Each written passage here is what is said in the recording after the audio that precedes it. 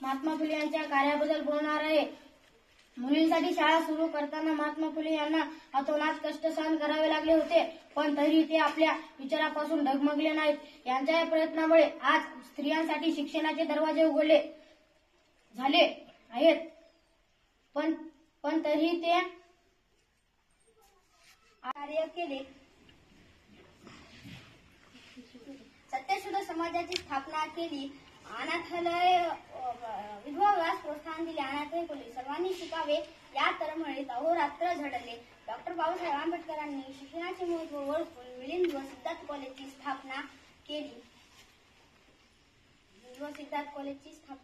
आभार मानतो।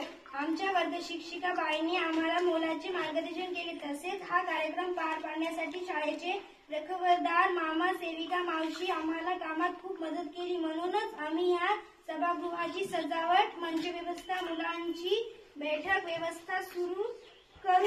धन्यवाद अनवर। यानंतर इयत्ता 6वीतील निलोफर आपले विचार मांडेल।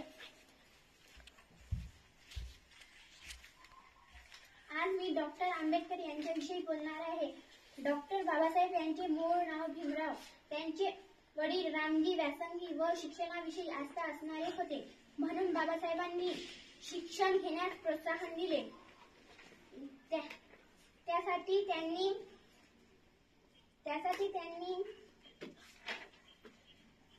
देतो। आपण अनेक विद्यार्थी विचार ऐकले, त्यातून आपल्या या दोन थोर व्यक्तींच्या कार्याची, विचारांची माहिती मिळाली।